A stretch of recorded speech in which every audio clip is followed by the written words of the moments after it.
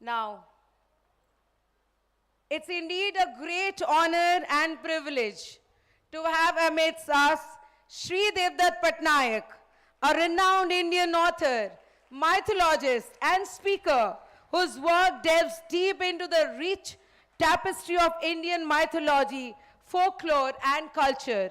Sri Patnaik has emerged as a prolific writer and thought leader, captivating audiences worldwide with his insightful interpretations of ancient Indian wisdom. Sri Patnaik's journey into the world of mythology began during his early years as he pursued a degree in medicine. However, his fascination with the stories, symbols, and rituals of Indian mythology led him to explore this field more comprehensively. He transitioned into a career dedicated to deciphering and presenting the timeless narratives that lie at the heart of Indian heritage. With a unique ability to bridge the gap between ancient wisdom and contemporary life, Sri Patnaik has authored numerous books, each a testament to his deep understanding of mythology and its relevance in today's world. I don't think I need to mention the title of the books, as you all are very well aware of them. His engaging writing style and knack for simplifying complex concepts have made him a beloved figure, not just among scholars, but also among a diverse global readership. Sri Devdutt Patnaik's works extend beyond the written word, as he is a sought-after speaker and consultant, frequently invited to share his perspectives in mythology, leadership, and cultural diversity. Through his extensive body of work, Sri Patnaik continues to inspire and educate people about the profound wisdom that lies hidden within the stories of India's past, offering invaluable insights for navigating the complexities of present and future.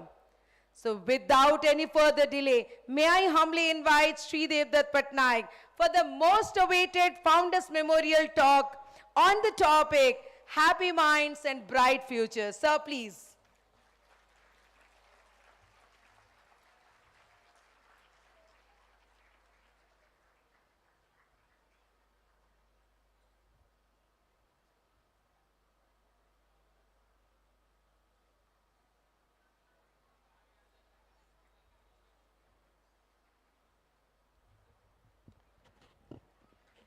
Namaste.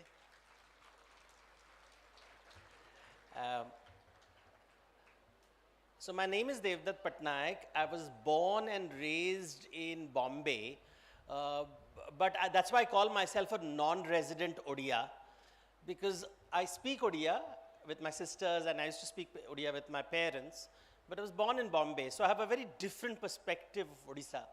But today I would like to talk about my subject, which I have been working on for the last 25 years. It's called mythology.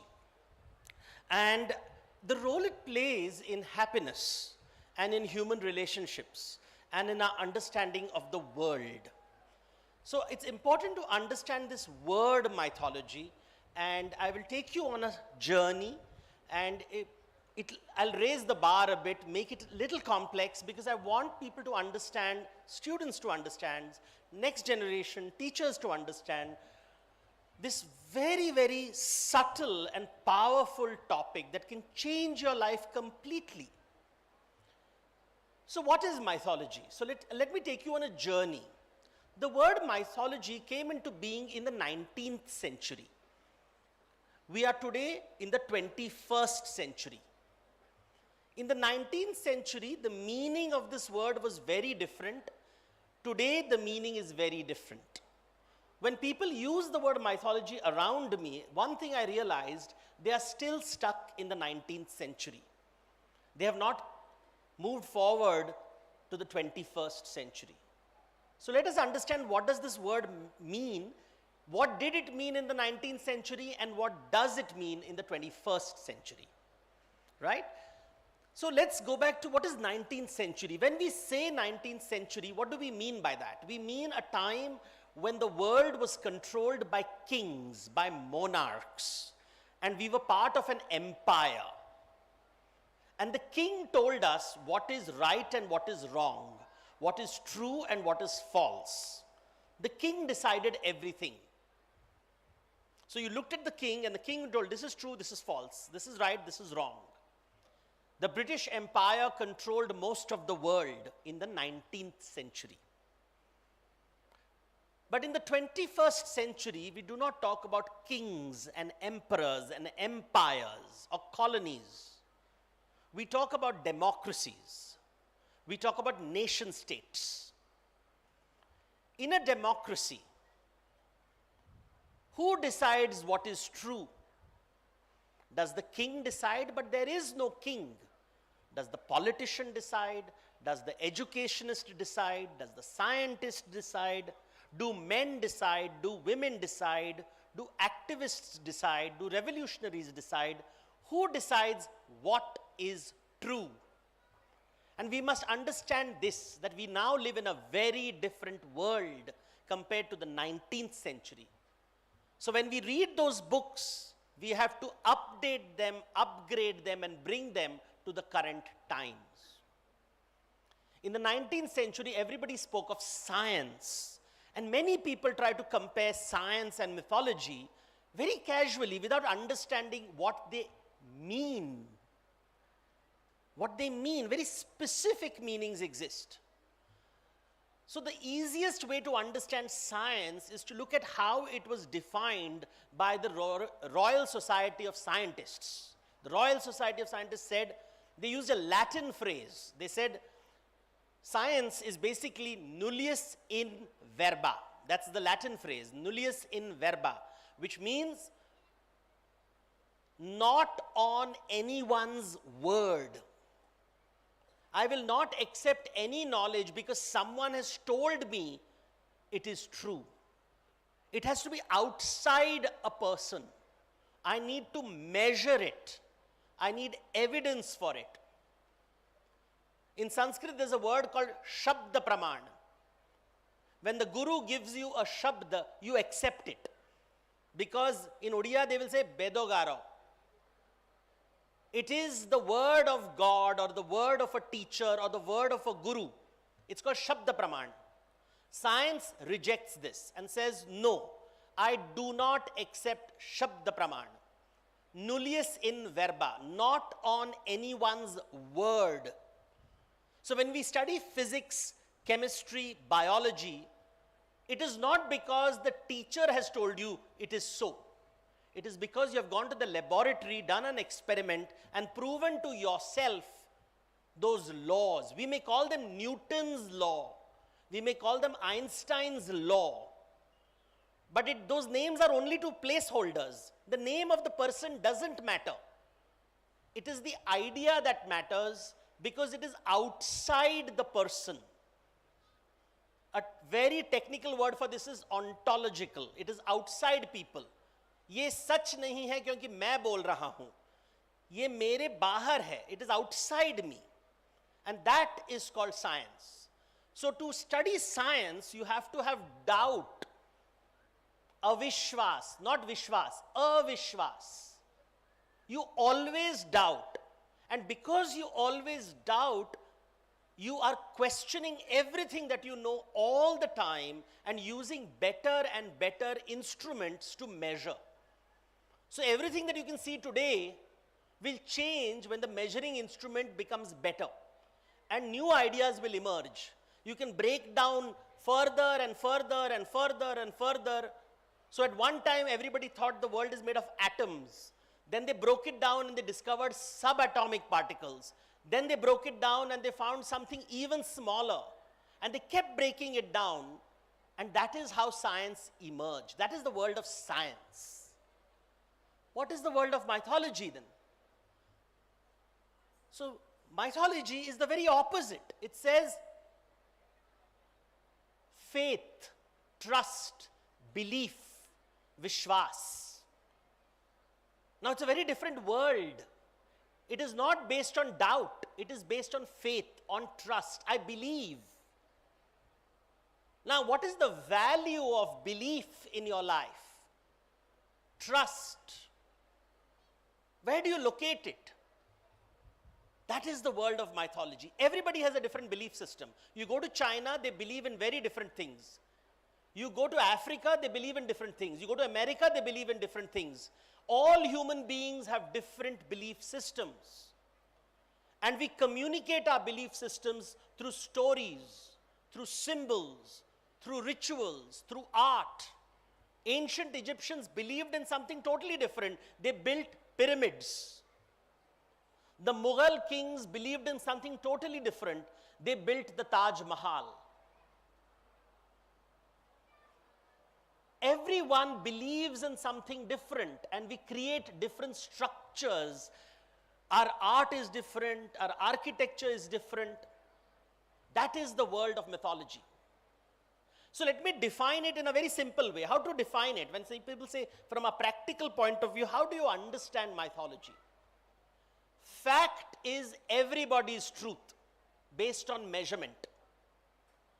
Fiction is nobody's truth based on imagination. Myth is somebody's truth based on faith. Somebody's truth. Kuch logon ka sach. So I have my belief, you have your belief. I have my truth, you have your truth. And then science will say, I want to know the truth, which is outside human beings. Humans should not exist in that. Physics, chemistry, biology, wonderful. But the moment you start studying subjects like economics, politics, anthropology, sociology, literature, you can't use the yardstick of science. So in the old days, they said this is earth science and this is social science. But now nobody uses the word social sciences. We use the word humanities. Why? Because the earth science is purely objective. It is everybody's truth. But the moment you come to the humanities, you come into the subjective realm. Somebody's truth. Kuch logon ka sach. In Hindi, I will say, Vigyan wala sach, Vishwas wala sach. Our problem is, we try, look at the way I'm doing it. I'm saying Vigyan, Vishwas. I'm saying in one side, this side. But how do people think? They think Vigyan is here and Vishwas is here. They create a hierarchy. One is better than the other. The moment you say one is better than the other, your ego has come. That is the sign of the ego. The moment you see hierarchy, this is better than that. Physics is better than chemistry. Chemistry is better than biology. Biology is better than psychology. Business is better than engineering. The moment you use the word better, you have come into the world of subjectivity. And once you come to the world of subjectivity, then you have come into the world of ego and imagination and kuch logon ka sach. So let me explain this using a practical example. If you ask a scientist, what should I eat?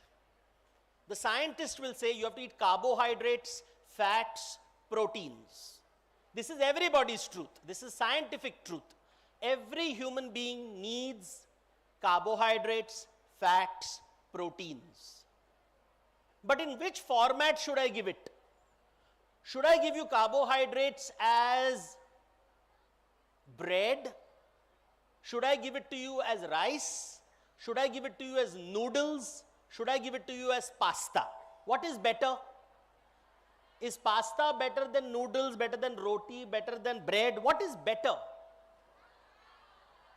And suddenly you will say, whatever my mother says is better is better. Because if you don't agree with your mother, she will not give you food.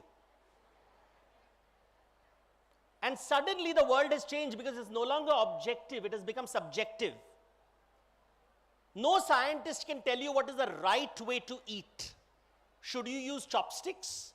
Should you use cutlery or should you use your fingers? This is an Indian audience. If this was the Chinese audience, they would give me a very different answer.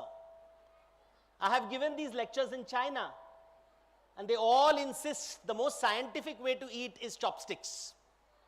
I have given these lectures in Europe and America, and they'll all give me scientific reasons for using cutlery. And when I give these lectures in India, they give me scientific reasons why you should use your fingers. And everybody thinks they're scientific. But science will say, so long as you get carbohydrates, fats, and proteins, we don't care how you get it. Science does not discuss taste. Swad. Swad. There is no scientific concept called swad or the ideal taste. The moment you come to the realm of subjectivity, science stops. So in the 19th century, people privileged science, and somehow somebody thought science is equal to West. Science belongs to nobody. It doesn't belong to people. It is outside people. It is not West, it is not East, it is not North, it is not South. It is just a way of looking at the world. दुनिया को देखने का एक तरीका है जहां पे शब्द प्रमाण को वैल्यू नहीं दिया जाता, where we do not value people's opinion. The moment you say I believe, it's not scientific at all. The moment you use the word I believe, mera vishwas, it's not science. Physics, chemistry, and biology will never get a PhD by saying I believe. But the moment you start reading the Vedas, the moment you read the Bible, the Quran, the moment you'll say, I believe, I believe, I believe, this becomes very important. Vishwas. You have to ask yourself, what is more important, Vigyan or Vishwas? Carbohydrates, fats or proteins, or Pokharo? See, this is where magic happens. Carbohydrates, fats and proteins will get you a PhD, but Pokharo will give you happiness.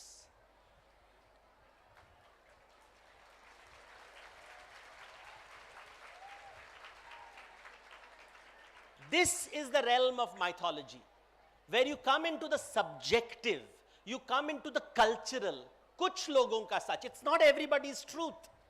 It's not supposed to be everybody's truth. It is supposed to be your truth, my truth, his truth, her truth. How does it matter in life? Let me explain how it matters in life.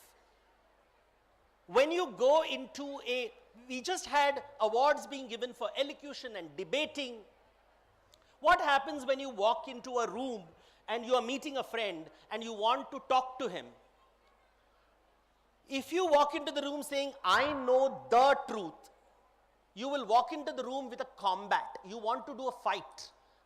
My truth is the truth, your truth is false. And we have combat, we have conflict. Vivad is the word for it in Sanskrit. Vivad hota hai. Because my truth is the truth and your truth is false. And I have conflict. But the moment I say, I have my truth, you have your truth, let's be curious about each other's truth. I want to learn about your truth, and hopefully you want to learn about my truth. Now I will do samvad. I will listen to you, you will listen to me, and at the end of the conversation, there will not be a winner and a loser. There will be two people who know more than they did before they met each other. Your truth expands. My truth expands with every conversation I have. How many conversations will expand my truth? This, in debate, you don't expand your mind. You defeat people. Parajay karte ho. I win, you lose. I win, you lose. My truth is the truth, your truth is false. There is only one truth. But Indians said, no, that is not the way the world works. If you want to create relationships, you have to listen to different people's truths. I have to listen to your truth, you have to listen to my truth, and our truth has to expand over time. The Jains said, Anekantvad, different people have different ways of looking at the world, infinite ways of looking at the world.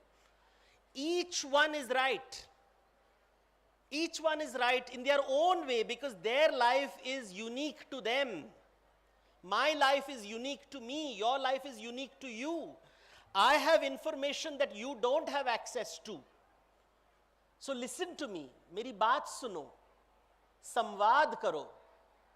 The Sanskrit word for samvad, which is more popular, is Upanishad. When you read the Upanishads, you have no debate. Nobody is debating. Nobody is saying, ye sach hai. Satya word doesn't exist. They will say, understand, understand, understand. Let's listen to me, talk to me, listen to me, talk to me. Hear me, Shruti. Look at me, Darshan.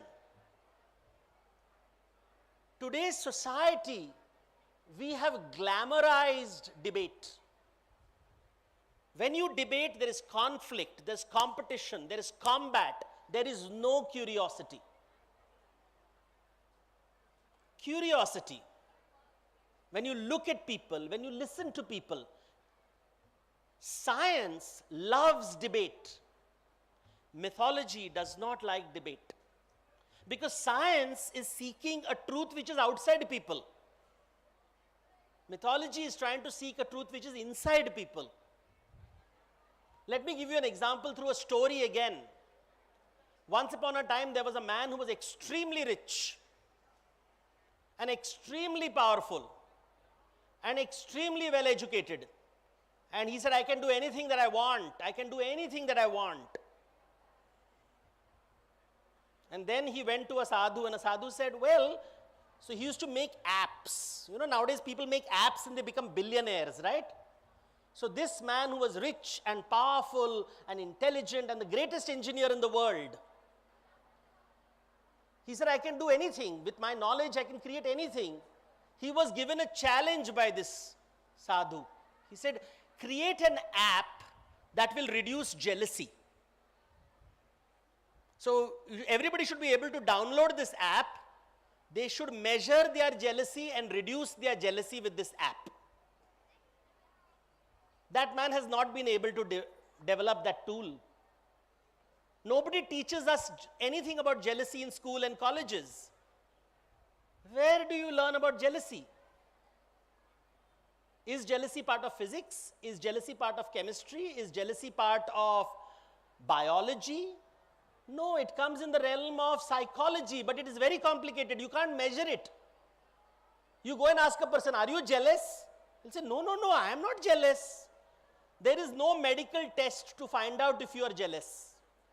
I can't take your blood. I can read your blood and find out if you have cancer, but I cannot find out if you are jealous.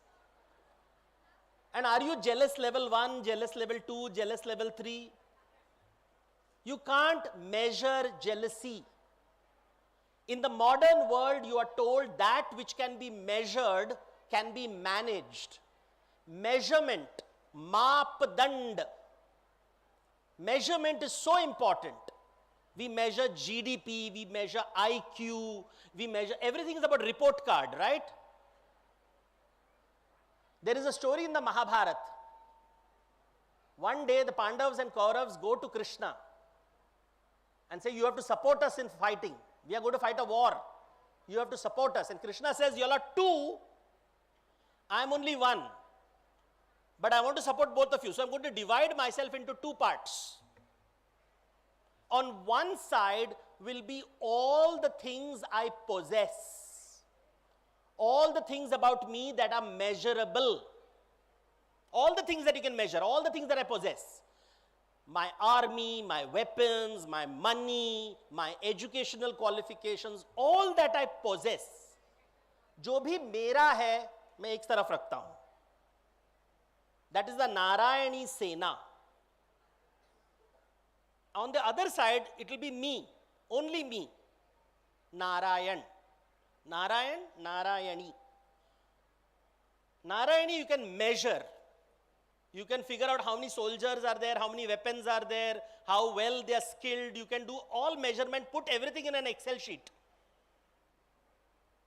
But Narayan cannot be put in an Excel sheet. मैं और मेरा, तू और तेरा,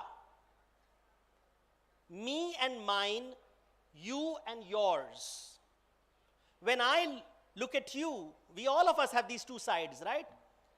And the story says the Kauravas chose Narayani Sena. The Pandavas chose Narayan. If this choice was given to you, what would you choose? Yes, everybody lies. Everybody lies, because let me give you examples to prove my point. When you show your report card to your mother or your father, do they see you or your report card? Report card is Narayani Sena. You are Narayan.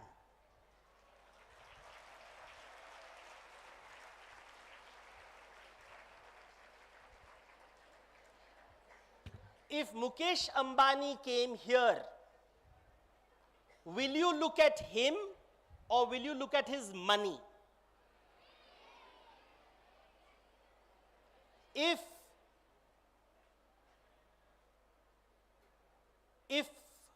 Neeraj Chopra, the great athlete, came here, will you look at his record-breaking performance or will you look at him?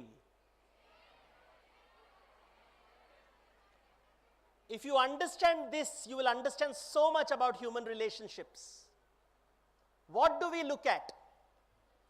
When nowadays, a lot of young people over here, but since their parents are here, when they want to get married, what do parents look at?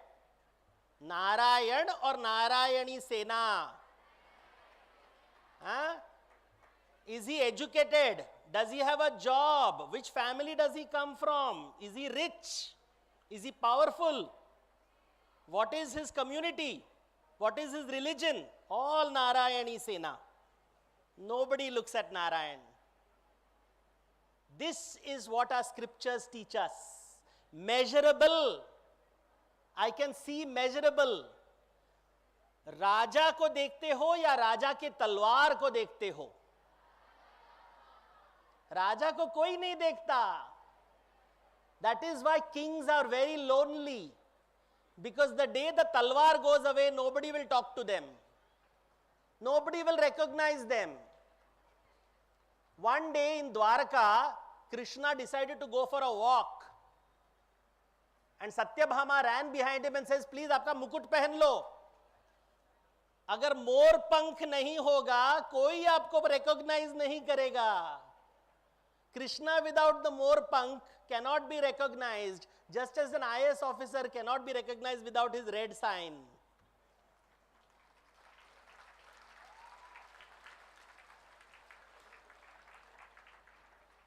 This is the world of science. This is the world of measurement. This is the world which cannot be measured. In Sanskrit, this is called sagun, measurable. This is nirgun, cannot be measured. Now it sounds very sophisticated, na? Nirgun, sagun, these are all big Sanskrit words. Let me give you a very simple example. When you are hungry, you want food. जब भूख लगती है तो खाना चाहिए. What is measurable? Hunger or food?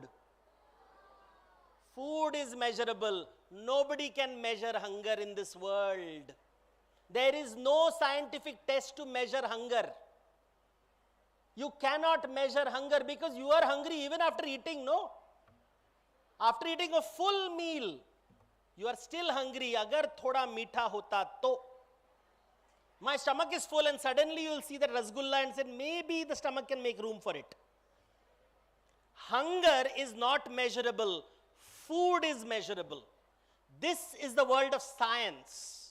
Measurement. This I can measure. This I cannot measure.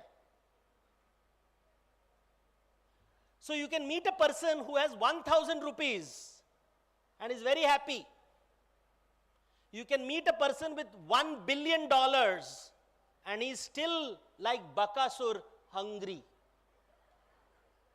He is so hungry. Look at this character called Bakasur, which exists in mythology. उसको बहुत भूख लगता है, very hungry. He eats everything. He will enter your village and go to everybody's house and eat all the food, and when all the food is over, he will start eating you. And somebody told me, Devdutt, this is mythology, real life में नहीं होता है. Then I said, have you seen your boss? दिमाग खाता है.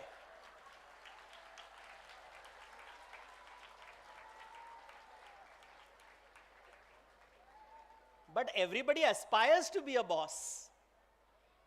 You don't like your boss, but you want to be a boss.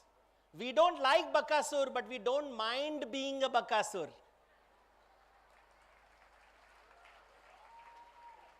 क्योंकि भूख, hunger, in the corporate world, we don't use the word hunger. We use sophisticated words. We use words like ambition. Ambition is a good word. What is the difference between ambition and hunger? What is the difference between ambition and greed? What is the difference between ambition and need? There is no difference. There is no mathematical measurement. I decided it is ambition. Somebody else will say it is greed. Nirguna. You can't measure need, want. Who decides? There is no king who will decide. Remember, 19th century, the king told you how much hunger you are supposed to have. How much hunger you are supposed to have. I read a book recently which says, stay hungry, stay foolish till the day you die. Which means basically, when you are dying also, you are hungry. And I'm like, oh my God, there is a time for everything. A young person being hungry is very different from an old person being hungry. A poor person being hungry is very different from a rich person being hungry. We teach children about food, which is measurable. We do not talk about hunger. And we don't tell people it, and we are always telling people, look at your hunger. And so everybody thinks I should focus on my hunger, but then nobody looks at other people's hunger. अरे बकासुर वहां पे भी है, वहां पे भी है, वहां पे भी, सब जगह बकासुर है, इधर भी बकासुर है, सब जगह Bakasur. We will eat each other. That is not a healthy society. A healthy society is where I look at your hunger and you look at my hunger. You give me food, I give you food, but that is not enough. One thing which is again not taught to children is the power of being content. Santosh. On Instagram forward, I got this message. Garib kahe Amir Sukhi.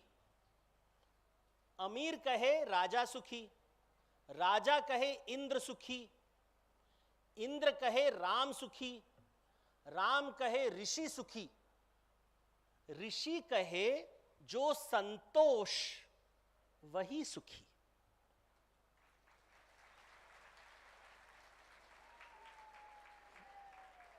But I'll tell you the problem with santosh. When I go to business schools, and there are children over here, they'll be going to MBA classes, they'll say, Devdutt, if I'm content, why would I be ambitious?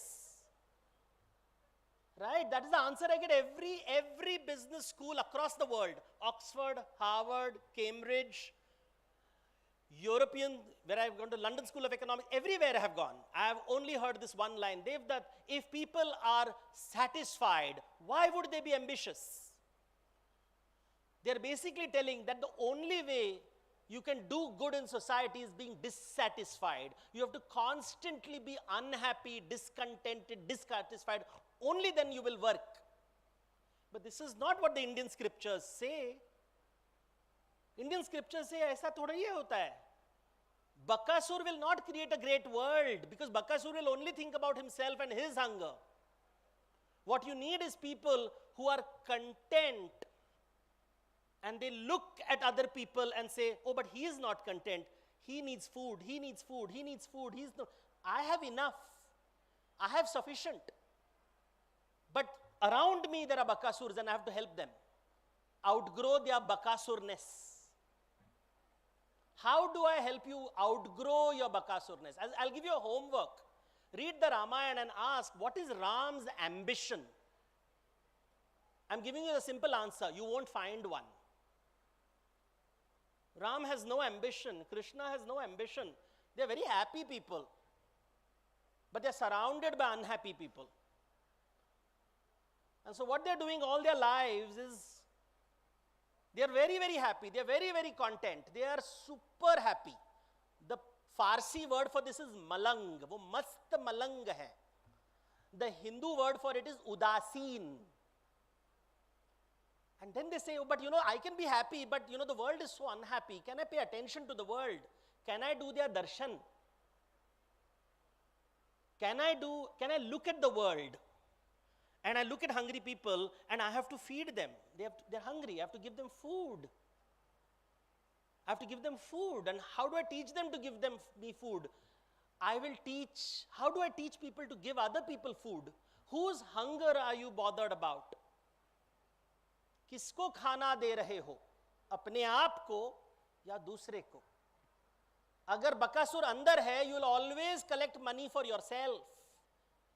अगर बकासुर बाहर है, you know that no matter you feed him, it will never be satisfied. So what do? You work on an ecosystem. You understand people. You look at people and try to understand how to uplift them. How do I outgrow my hunger, जो निर्गुण है, so that then food becomes always in surplus. There's always food. There's always Mahaprasad for everyone to eat, even though Narayan is Daridra Narayan. He has nothing because everything he has is in the market for you to eat. And every day you'll be hungry and every day you'll come back to him. And he's aware of other people's hunger. This is the meaning of the word darshan. So I want to conclude by using 3 words for you to understand philosophy, the most brilliant philosophies that have come from our country. Drishti is to see things which are measurable. Drishti means I see something. I can see the measurable world. I can see food. Divya Drishti is the ability to gain insight. If there is food, there is hunger. If there is food, there is hunger. That is Divya Drishti, insight. From sight comes insight. But then you say, whose hunger are we talking about? Person in front of me or myself? Whose curiosity I'm talking about? The person in front of me or myself? That is called darshan. And let's do darshan. So let me tell you a story to explain to you the concept of darshan, where you see people and recognize people and you understand what does it mean when we say Ram, Krishna. What does it mean? So a simple story. It's a story that you have heard 100 times, but I'm going to tell you the story again and listen to it carefully. Shruti karo. So once upon a time, this is a story from the Ramayana. It's one of my favorite stories. And by the way, the original version of this story comes from Odisha. So let me tell you the story. The story is Sita has been abducted. In the Ramayana, Sita has been abducted, and the only information Ram has is that she is in the southern direction. Someone took her in the southern direction. So Ram starts walking in the southern direction. And he keeps walking. He has got a bow in his hand, he has got an arrow in his hand, and he's walking in the southern direction. He doesn't eat, he doesn't sleep, his eyes are red, he's covered with sweat and dirt and dust, and he's walking in the southern direction. Ki, where is Sita? Where is Sita? He wants to find her. And Lakshman is walking behind him. And they're walking continuously, day and night. He keeps walking and walking over mountains, over rivers. He just keeps walking. He doesn't stop. Until one lady comes in front of him and says, stop. Sit down for a moment. Sit down. You have not eaten. Eat something. I have got some berries. Why don't you eat it? In the Odia version, it is not berries, it is mango. Eat, she gives. And Ram sits down and says, okay, I will eat. So she takes the berry or the mango, whichever version you want to take, it doesn't matter. She bites it and gives it to Ram, and Ram eats it with relish. She bites another piece and she throws it away. She takes the third one, bites it and gives it to Lakshman. But Lakshman recoils in horror and says, Jhuta khilaogi? Ointa. That's the Odia word, no? Ointa. Can't be translated in any English language. I can't translate this word, Jhuta, Ointa. The English version is soiled with your saliva. No magic in that, but chalo, let's use it. You are going to give me food soiled with your saliva? Don't you have any manners? You are calling us to eat and you're giving us food that you have already chakke de rahe ho mujhe. Chakha hua khana koi kisi ko deta hai? You have no manners. He's very upset and he's saying, hum Raghukul ke Rajkumar hain. How dare you give us this food? How dare you insult us? And the girl, the lady, Shabari we are calling her, which means a tribal woman. She says, I'm so sorry, I apologize. She apologizes profusely, looking very confused. She's very confused, but she knows that these people are upset and she starts bowing and saying, sorry, not really understanding what has she done wrong. She's not sure kya hua hai, what happened. And then Ram is watching this interaction and he looks at Lakshman and says, Lakshman, darshan karo, darshan. What are you seeing and what am I seeing? What are you seeing? You are seeing something very different from what I am seeing. I am seeing, we are two men who were walking in the forest with weapons in our hands.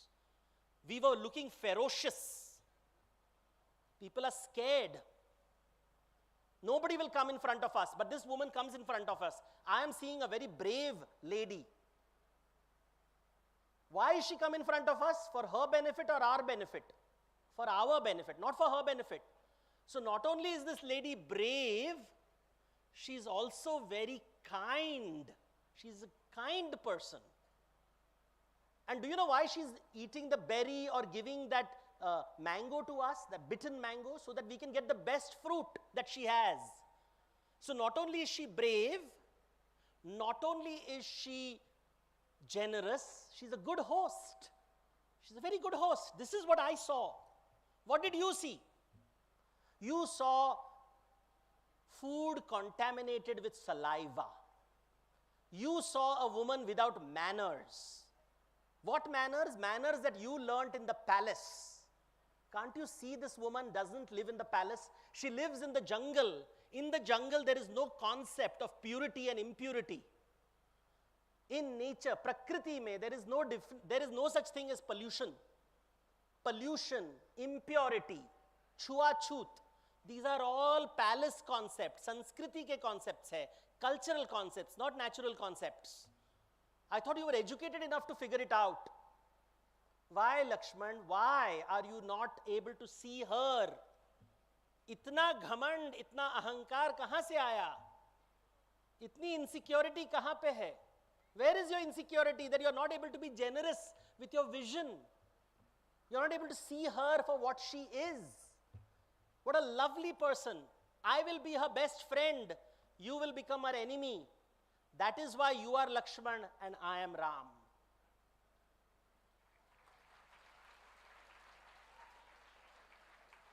I see the kindness in people. I see the generosity in people. I see that everybody is trying to do their best. And they are living in a very difficult world. This is a jungle where there are predators and prey and rivals and tricksters. All kinds of people exist. These people are surviving. They're trying. I am not insecure. I am not threatened by anyone. The least I can do is make people feel happy, make them feel comfortable, and thank them for the kindness that they show. So next time you meet people, look at them as people with ideas, thoughts, truths. They all have a truth. Every person in this world has a truth to share. They all have strengths, they all have weaknesses, they are all opportunities, they all have threats. They have good qualities and bad qualities. Appreciate them, love them, and hopefully they will reciprocate. Do samvad, not vivad. Think as if you are in the 21st century, not like the 19th century. Allow people to have many truths and expand your mind. Thank you.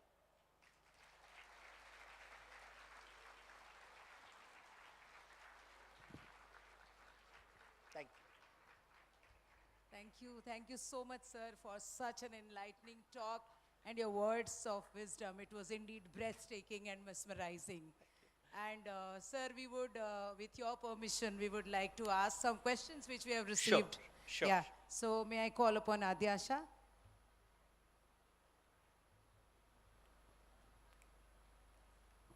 Good morning, sir. So you talked about subjective truth and objective truth. Of the two, which one dominates human psyche today and what has been its impact on gross human happiness? So happiness is a subjective state. So happiness is always a function of subjectivity, not objectivity. Remember this one rule. Happiness is not, nobody can measure happiness. Those people who measure happiness are lying. That's a lie. You cannot measure happiness. What you can measure is resources, you can measure power, you can measure knowledge, you can measure information. That you can measure. And that has value because it will help you understand how much wealth is generated, how is wealth distributed. It has a great value. It's the Excel sheet. It is the PowerPoint presentation. But ultimately, poetry, you can read poetry, but the beauty of poetry is always going to be subjective. So I believe that while objective reality is important for passing exams, if you want 100 out of 100 in math, you better know your objective marks. If you want to be successful in your career, you need to understand objectivity. But if you want to be happy, you need to understand subjectivity. Yeah? Thank you. Thank you, sir. Good morning, sir. I'm Sena and I'd like to ask you a question. Do you think our Asian sculpture should be a part of our academic curriculum in schools and undergraduate studies? Sir, do you think our Asian sculpture should be a part of our academic curriculum in schools and undergraduate studies? If yes, how can it help when today's education is vocational driven? So that's a good question. Ancient scripture, should they be taught? Okay, approach ancient scriptures not with reverence, but with a scientific mind. Ask questions. The ancient scriptures were written by people like you and I. They were not superhuman beings. They were ordinary human beings writing about ordinary issues. And they have survived for so many years is because they really obviously contain ideas that people liked. And therefore they have survived for so many years. So yes, I believe there is a lot of value in ancient scriptures, but not if you treat it with reverence. Oh my God, it's like people by-hearting the Bhagavad Gita without understanding it. I meet a lot of people who know the entire Bhagavad Gita, memorized it completely, but have not been able to overcome their jealousy and pettiness. So I always use the word jealousy. It's a very simple word. बहुत दर्द होता है उससे. I always say people that if you are a spiritual person, are you jealous? And they will always say, no, I'm not jealous. And I'm like, yeah. But the thing is, so that's a point to remember. Yes, it is to be taught, but in a vocational driven world, should I know it? What does vocation teach you? It teaches you how to weave a cloth. It doesn't teach you how to be a nice human being. Vocation will give you the food. Vocation will not reduce your hunger. Vocational training will not cure you of bacasuritis. That's a very dangerous disease. I see rich, powerful people suffering from extremely dangerous form of bacasuritis. When I walk into their house, I'm saying, oh my God, they have so much money. Why are they not content and happy? Because they have forgotten presence of food does not make you happy. I'll tell you a story. Sorry, this girl has inspired. I have a habit of telling stories, as you have realized. So we did Ganesh Puja, right? So Ganesh Puja was happening, very big Ganesh Puja was happening, and people were worshipping Ganesha, and then Kuber, the king of treasures, comes there and notices that Ganesha's father is Mahadev, and Mahadev Shivji has no job, effectively is unemployed. He lives on a mountain where nothing grows, which means no agricultural income also. So Kuber feels very bad and he says, oh God, Ganesha, he looks like a person who likes to eat. But there is no food in his father's house. So he says, come to my house, come to Alakapuri, I will feed you to your heart's content. And bharpet khana khilaunga. And Ganesh is so happy, he says, I'll come. Next day, early morning, doorbell rings, Ganesh is there saying, I'm hungry, feed me. And Kuber starts feeding him, and feeding him, and feeding him, and feeding him. Kuber's treasure house gets over, and Ganesh keeps eating and eating. Lambodara, no? Lambodara Pitambaram. And he says, oh my God, he's eaten everything in the house, in his treasury, everything. He sells everything. All his property goes away. And Ganesh keeps eating and eating and eating and eating. And then finally, Kuber says, I think you're trying to tell me something. And he says, yes.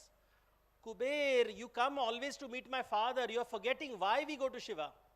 We don't go to Shiva to get more food. We go to Shiva to figure out how to reduce hunger. Unfortunately, everybody goes to Shiva and says, give me more food. Even those with a lot of food, even Kuber says, I want more food. Nobody is asking, help me reduce hunger so that I can focus on other people's food. And I'll give you an example of this. Ganesh has around his stomach a snake. What do snakes eat? Rats. Have you seen a rat somewhere around Ganesha? And what do rats like to eat? Modaka. There is a modak on Ganesha's hand which the rat is supposed to eat. And there is a snake which is supposed to eat the rat. But nobody is eating anything. They are all looking at you and saying, what do you want? Tell us what you want. You know why? Because in front of Ganesha and Shivji, nobody is hungry. So the snake is not hungry for the rat is not hungry for the modaka, and saying, oh, though hungry Bakasurs are coming to the temple, let us give them something till they cure themselves of Bakasuritis. Thank you. Good morning, sir. I'm Shivakshi Dikshit. Sir, my question to you is, the gross purpose of entire mankind's struggle is to earn happiness. You talked about greed and ambition. What do you think education can do to remove discontentment from our lives? Education can teach us to be curious about the world. The world is not just made of things, it is also made of people. So ask yourself, does your education system teach you about things, or does it also teach you about people? And as you grow older, you should be able to learn more and more about people. Yeah? So that's the education system you should aspire for. Don't just learn about things. Physics, chemistry, biology is important, but also try to understand about people. Yeah? Do we have time? Yeah. Thank you so much. Thank you. Thank you, sir. We have another question. Sure. Good morning, sir. So sir, the question is, what would you like to say about rationalists who often refute mythology and Puranas as mere tales of fiction without any historical evidence? Yes. You see, these are 19th century people. So a rationalist is basically a 19th century person who believes human beings are rational beings. We are not rational at all. No human being is rational. We are all emotional beings. Humans are emotional beings who cope with their insecurities with rationality. We are not rational beings who are infected with sentimentality. We are sentimental beings who need rationality to cope with lives. So most people who say they are rational usually are insensitive human beings, borderline psychopaths, because they don't see human beings. They don't realize human beings are insecure, they are frightened, they are terrified. When you're frightened and terrified, rationality will not solve all your problems. No matter how much you have studied in your exam, just before you go to your exam center, you suddenly start feeling nervous. Oh my God, will I win? Will I pass? That insecurity is irrational. There is no logic. So accept it. Yeah, so that is the problem with rationality. They do not understand emotional human beings until they fall in love. And then their girlfriend dumps them. Thank you, sir. So just last question, one kid is here, small kid from class 6. So we can ask you a question. Sir, I just wanted to ask that do we and how do we rather keep a balance between our Narayan and our Narayani Sena?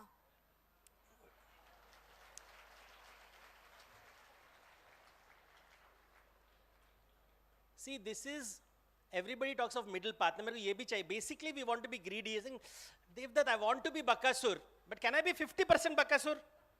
50% Bakasur, I must, give me permission to be 50% Bakasur. And this is unfortunate, I'm not, this is the question which even your parents will ask you. The point is, the story is very simple. Get rid of Bakasur, automatically food will come to you. The moment you take care of Narayan, Narayani will come running after Narayan. So focus on Narayan. The moment you focus on Narayan, Narayani will just follow. That is why Vishnu, heaven is called the ocean of milk. That milk is not for Krishna. Krishna is like, okay, I am drinking milk, but really it is for you to drink because you have Bakasuritis, I don't. And why does Krishna like to eat butter? No, he'll say makhan chor, so that his mother feels happy, I fed my son. This is called Leela. I'm playing a game to make people feel happy that they are feeding me when I'm not hungry at all. But I know they want to give me love, so I receive love. Do I need it? No. But I will perform, nahi mummy, mere ko kuch do. So these are the ideas. So focus on Narayan, short answer, and Narayani will follow.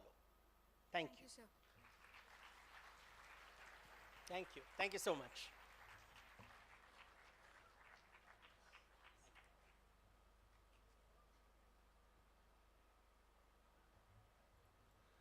Thank you so much, sir, for answering all the questions so patiently, and we could listen to you on and on. Forever, we would love to have you here again, sir. Now, may I call upon Senior Principal and Academic Director, Sri Nilakanta Panigrahi, to kindly come forward to propose the vote of thanks. Sir, please.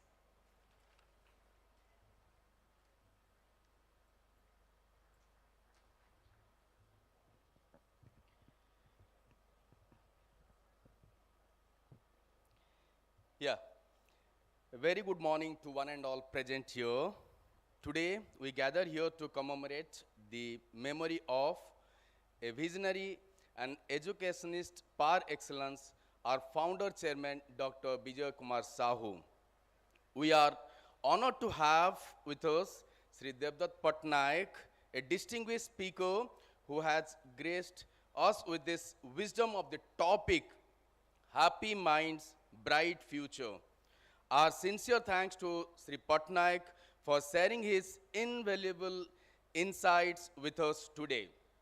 His thought-provoking discourse has illuminated our mind and inspired us to aspire and bright future ahead.